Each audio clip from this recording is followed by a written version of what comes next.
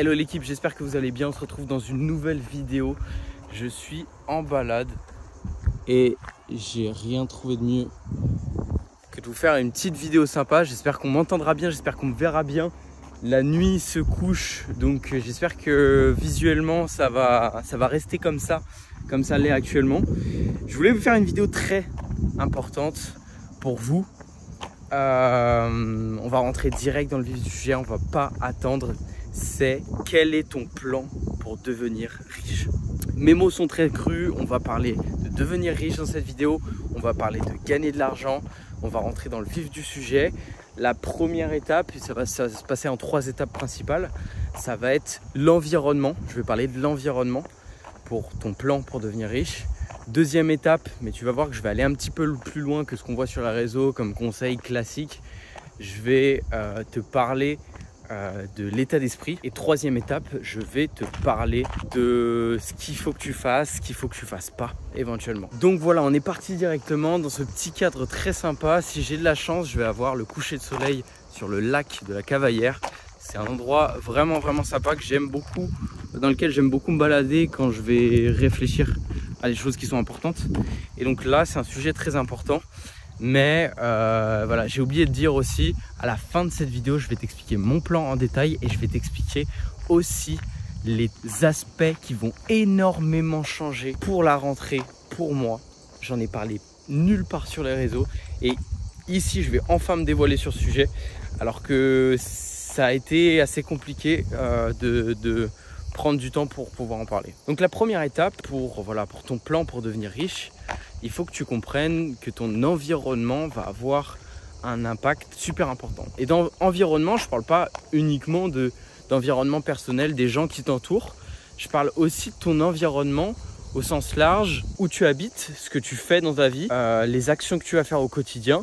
C'est vraiment en fait tout ce qui t'entoure. Quand j'englobe environnement, c'est vraiment tout ce que tu fais, tout ce que tu ne fais pas et tout ce qui t'entoure comme personne, comme endroit, etc. L'idée derrière ça, c'est que l'environnement, ça va être un élément clé pour ton succès. Quand je dis environnement, je vais détailler un petit peu sur ce point en faisant une comparaison assez simple à comprendre.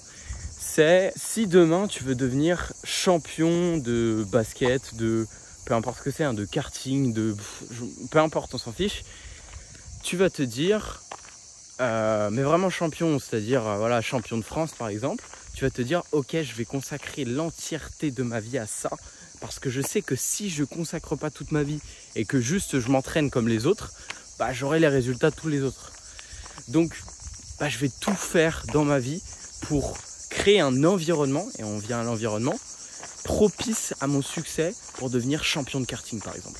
Donc c'est simple, tu vas t'entraîner tous les jours, tu vas sûrement faire des sacrifices, voire moins tes amis, ta famille, tu vas faire plein de choses différemment, tu vas manger différemment, tu vas te coucher à une heure différente, etc.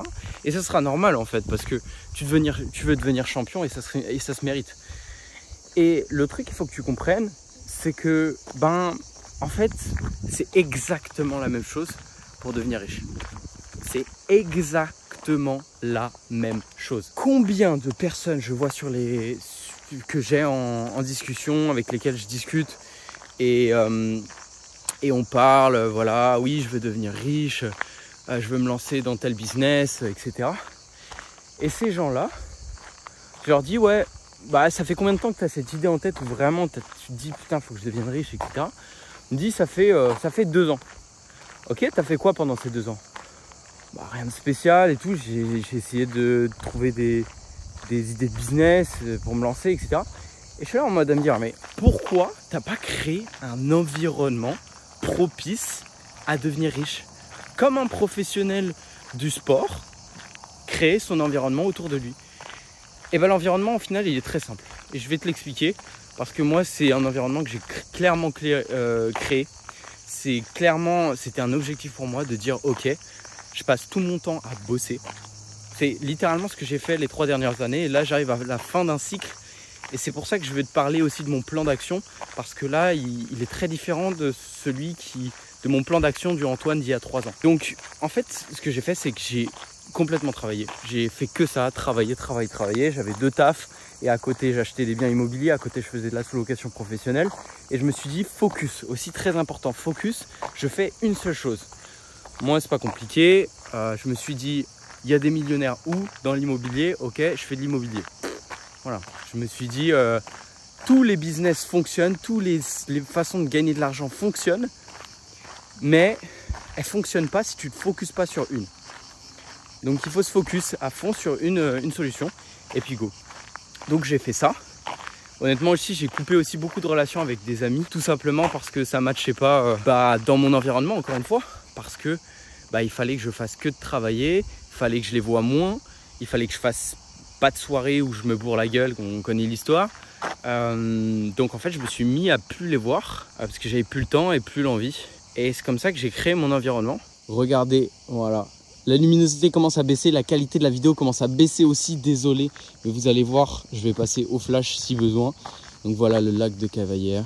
C'est très très sympa comme endroit. Et donc voilà, j'ai commencé à créer mon environnement comme ça. Et c'est aussi arrivé, en fait, quand je me suis lancé, j'ai tout simplement été matrixé. Et je vais faire une vidéo en format short dans pas longtemps. J'étais matrixé par les réseaux sociaux dans le sens où je regardais plein de réels et tout, de trucs motivation, business, etc. Ça peut paraître con, mais en fait, j'ai appris plein de conseils sur le mindset, etc. Et on va en parler juste après, qui étaient utiles. D'autres, vraiment, qui étaient des trucs débiles. Hein. On voit sur les réseaux sociaux, il y a de tout et de rien. Mais la vérité, c'est que ça m'a énormément boosté à me dire, ok, je vais faire des sacrifices et je vais même peut-être abandonner des amis que j'avais pour me focus sur ça. Donc j'ai créé cet environnement propice et je pense que si tu veux vraiment arriver à un top niveau en termes de situation financière, tu es obligé de passer par là, de la même manière qu'un sportif est obligé de passer par le fait de se créer un environnement pour arriver à un top niveau. Je voulais parler aussi de l'élément numéro 2 qui est l'état d'esprit.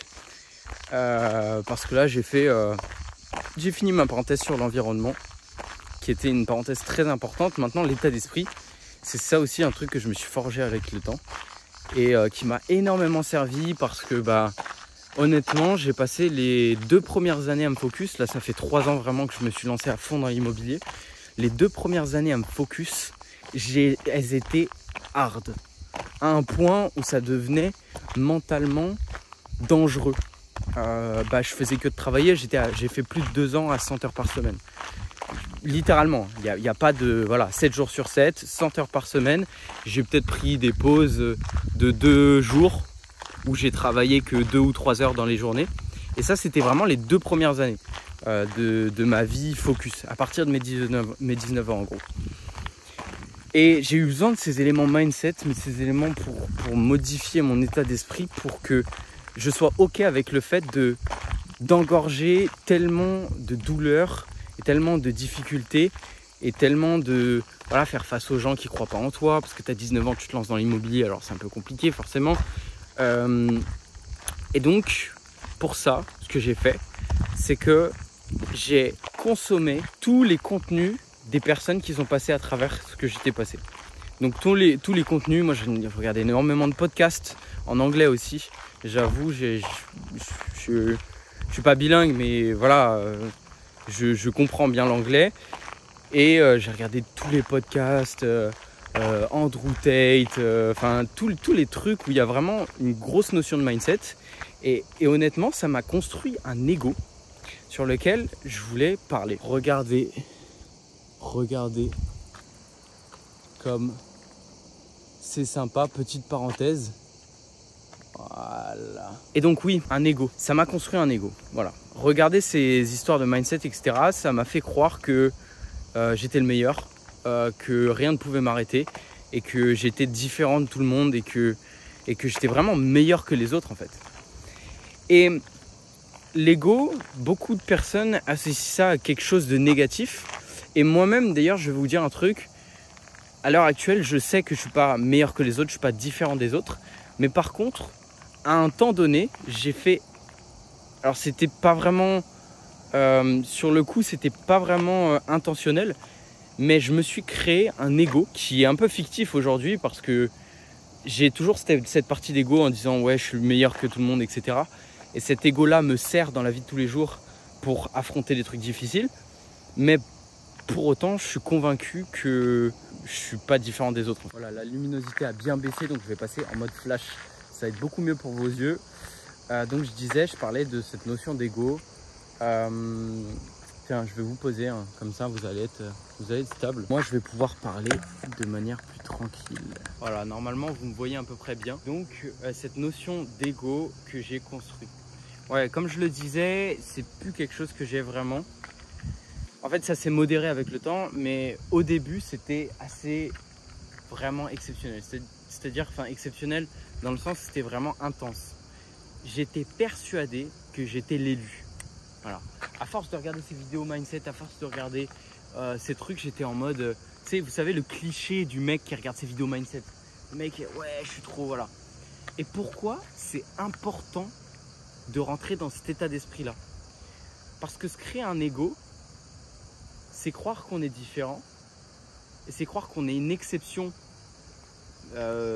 parmi les autres. Et donc, c'est croire qu'on va et être persuadé que vu qu'on est une exception, on aura des résultats différents des autres. Donc, si j'étais persuadé que j'étais comme les autres, bah, je me serais auto-persuadé d'avoir une paye qui est la même que les autres, d'avoir un travail qui est le même que les autres, d'avoir un patrimoine qui est le même que les autres. Et en réalité, avec cet ego-là, j'étais tellement persuadé d'être le meilleur du monde et voilà, que le meilleur du monde, il est obligé d'avoir un business qui fait des dizaines de milliers d'euros par mois, minimum, en fait. Ah oui, t'imagines, t'es le mec, tu te crois le mec le plus fort du monde, t'es focus uniquement sur l'argent, tu fais que de travailler dans tes journées et tu gagnes pas d'argent. T'imagines? Parce que je trouve que c'est la loose, tu vois. Genre, t'es focus sur un truc, t'es le meilleur du monde, tu te persuades d'être le meilleur du monde, mais tu gagnes pas d'argent. C'est inconcevable pour le cerveau et cet ego qui va avec une visualisation au quotidien de ton futur. Il y en a pour certains, ça va paraître mystique, mais je vous jure que c'est vrai. Si tu visualises longtemps quelque chose, tu vas l'obtenir. Et je vais faire une vidéo parce que là, je suis en train d'acheter une très belle voiture que j'ai visualisée pendant assez longtemps. Et il y a des scènes que je revis aujourd'hui, que j'avais vues il y a 2 ans, 3 ans. Mais les mêmes, il n'y a même pas un détail différent. C'est-à-dire que c'est les mêmes à l'action près, à la montre que je porte de près. Je vois le truc, je le vis 2 ans plus tard. Bref, c'était pour revenir sur mon point de la visualisation. Tout ça, ça fonctionne. Toutes ces histoires d'état d'esprit, de mindset, etc. Consommez-en. Le mieux, c'est que vous en consommiez naturellement. Le mieux, c'est que votre feed soit rempli, votre feed Instagram, etc. Même si ne passez pas toute la journée à scroller et la plupart du temps à travailler, mais que votre feed Instagram, ce soit vraiment un truc genre ouais, mindset, ouais, je suis plus fort, David Goggins et tout. Ça peut paraître con, mais ça te met dans un état d'esprit tellement puissant que c'est vraiment incroyable. C'est vraiment le meilleur truc, la meilleure sensation de se rendre compte que 2 ans plus tard, tu te dis ok, j'avais raison quand je pensais ça de moi. En termes de résultats, j'avais raison quand je pensais que j'étais le meilleur, etc. ou que j'étais fort, etc. Parce qu'aujourd'hui, j'ai des résultats qui sont mieux que les autres. Voilà. Après, je voudrais mettre une parenthèse. Aujourd'hui, ce que j'ai fait, voilà, au mois d'août, on va faire 50 000 euros de chiffre d'affaires. Enfin, je vais faire 50 000 euros de chiffre d'affaires au final. Même s'il y a beaucoup de gens qui m'aident et j'en suis très très heureux. Des gens qui sont autour de moi qui m'aident beaucoup à atteindre ces objectifs. Des partenaires, des prestataires, etc. Voilà, 50 000 euros par mois, voilà, c'est des beaux chiffres, c'est bien, mais c'est rien. On va pas se mentir, aujourd'hui, c'est absolument rien. C'est rien. Je ne sais pas si vous avez une idée, mais des chiffres réels, mais déjà dans le monde du business, il y a ce truc de, bah déjà si tu fais moins d'1 million de chiffre d'affaires par an, t'es pas vraiment un vrai businessman, si je puis dire. Donc moi, je fais 600 000 euros par an. Autant vous dire que c'est rien. C'est rien. Ok, c'est cool. Je suis libre. Ça, c'est cool. Ça, c'est cool. Mais c'est rien. Donc voilà, je voudrais mettre des grosses parenthèses. Pour beaucoup de personnes, ça va être beaucoup. Et pour ces personnes-là, j'aurais tendance à dire travailler. et vous aurez ces résultats automatiquement si vraiment vous travaillez et si vous suivez les étapes de cette vidéo. Et pour les personnes qui pensent que c'est pas beaucoup, on est d'accord. On passe à la troisième partie parce que sinon cette vidéo va être trop longue. La troisième partie, ça va être les choses que tu dois faire et les choses que tu dois ne pas faire. Et là, on va revenir sur un peu les mêmes éléments que quand je parle d'environnement, parce que pour moi, c'est vraiment tout l'environnement. Qu'est-ce que tu dois ne pas faire? Bah, c'est perdre ton temps. Une fille, même je vais aller plus loin que ça, sortir en soirée évidemment, les filles évidemment. Moi, ça fait 3 ans que je suis célibataire. Et c'est pas pour rien, c'est parce que je vois personne, j'ai pas le temps. Aujourd'hui, je commence à me dire ce serait bien que je trouve quelqu'un, mais encore une fois, c'est parce que j'arrive à la fin de ce cycle de ego, charbon, etc. Mais voilà, tout ce qui est perte de temps. Et même moi, à l'époque, je suis allé plus loin, c'est-à-dire je voyais beaucoup moins ma famille, beaucoup moins mes amis. Et jusqu'à des amis que je voyais tout le temps, bah, je les ai pas vus pendant des mois et des mois. Et tout ce qui était en dehors du travail, je ne le faisais pas. Je ne faisais pas. Mais même les repas de famille, etc., je ne les faisais plus. Les cousinades, moi j'ai pas mal de cousins, j'ai une grande famille. Je ne les faisais pas. Je les fais pas, quoi. Je fais des sacrifices. Et aujourd'hui, ça a payé. Et je pense que c'est en raison de ces sacrifices que ça a payé. Je vois des gens qui ont le même état d'esprit que moi, qui travaillent correctement, de manière productive, etc., mais qui ne font pas ces sacrifices. Parce qu'ils n'ont pas envie de les faire, ils n'ont pas les résultats. Je dis honnêtement, ils n'ont pas les résultats. Et ce qu'il faut faire maintenant, parce que tu te dis peut-être, ok, Antoine, c'est cool, mais je fais quoi moi? J'ai envie de travailler, j'ai envie de faire truc. Dans quoi je me lance concrètement? Et là, tu vas te dire, ouais, le vendeur de formation va te dire, fais de la sous-location professionnelle. Non, moi, ce que je veux te dire, alors fais de la sous-location professionnelle, c'est très bien, c'est cool, mais je ne suis pas là pour te vendre, voilà, parce que je vends des accompagnements, etc. sur la sous-location professionnelle. Beaucoup de gens le savent, les gens qui regardent cette vidéo.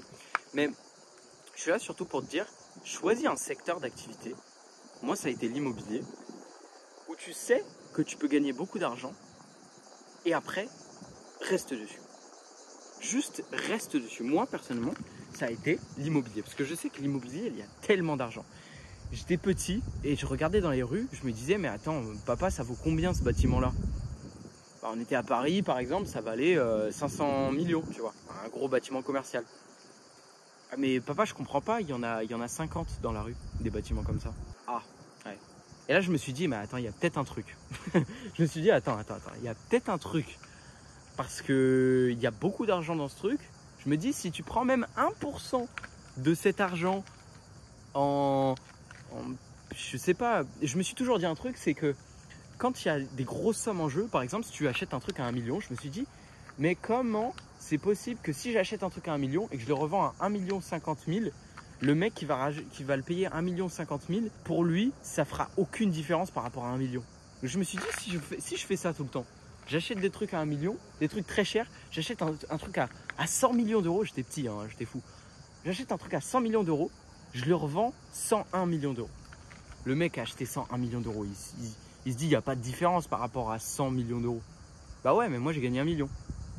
Et je me suis dit, sur l'immobilier, c'est tellement de volume que je suis sûr que je peux tirer ma part du jeu.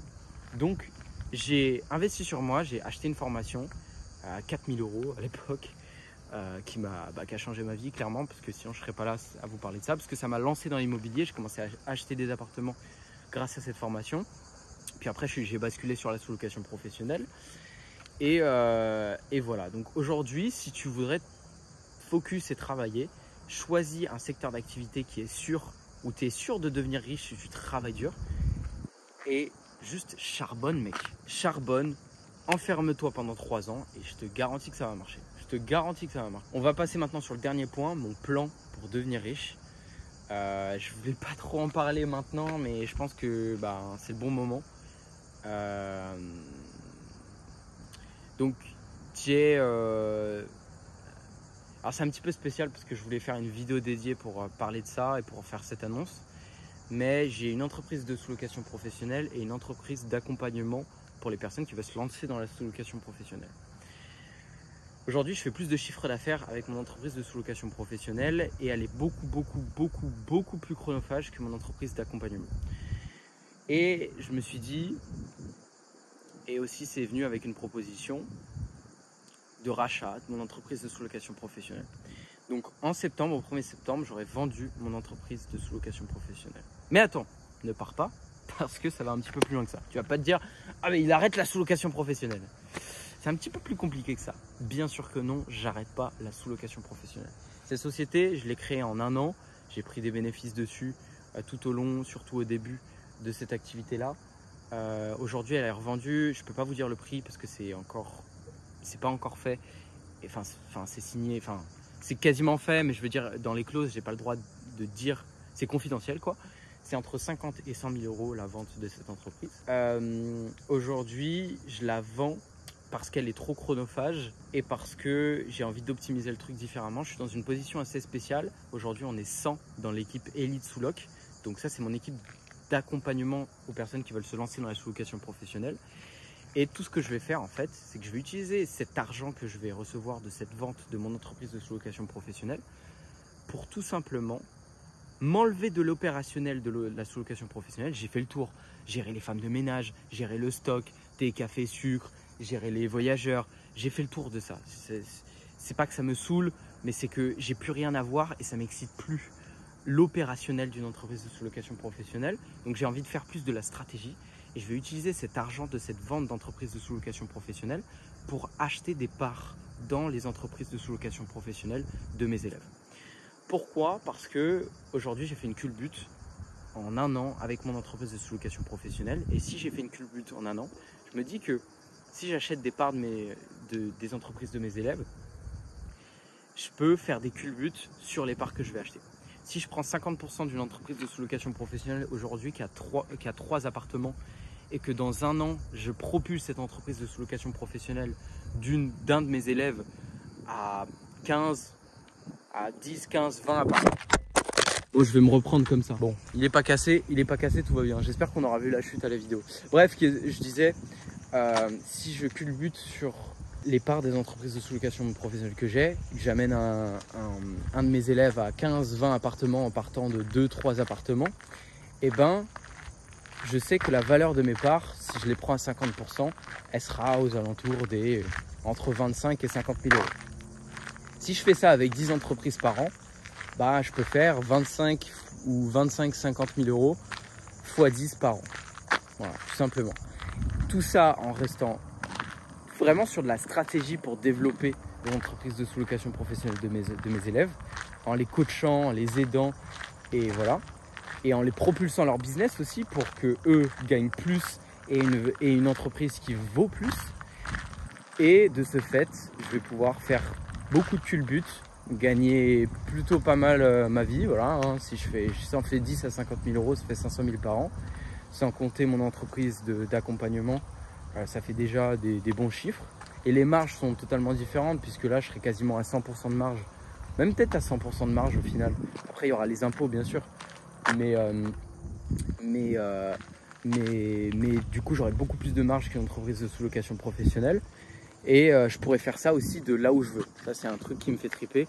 C'est que j'ai envie de voyager. J'ai plus envie de... Alors, ça va plaire ou non, mais j'ai plus trop envie d'être en France. Je trouve que la trajectoire que prend la France ne me correspond pas tellement. C'est un pays que je respecte énormément, avec beaucoup d'histoires, etc. Et je dénigre absolument pas le pays. C'est un beau pays, mais c'est juste que je trouve que c'est pas un pays qui me correspond à l'heure actuelle. Et donc voilà, j'ai envie de voyager, et aussi parce que fiscalement, ça va être plus intéressant. Si je me mets à l'étranger, et que je mets une holding à l'étranger, que je vis à l'étranger et que je fais des culbutes et que je prends très peu d'imposition au final sur les culbutes de mes entreprises de sous-location professionnelle, je vais être très rentable et ça va être très sympa. Donc c'est un peu mon plan pour devenir riche. J'espère scaler cette activité d'achat-revente au final d'entreprises de sous-location professionnelle à peut-être entre 10 et 20 achats-reventes par an assez rapidement. Je pense que c'est faisable, mais ça demande quand même beaucoup de choses. Et j'accompagnerai toujours les personnes à se lancer dans la sous-location professionnelle. J'accompagnerai toujours des personnes personnellement, c'est-à-dire que je les coach moi-même. Toutes les personnes qui se lancent aujourd'hui, mes 100 élèves que j'ai accompagnés à se lancer dans la sous-location professionnelle, aujourd'hui je les ai coachés moi-même.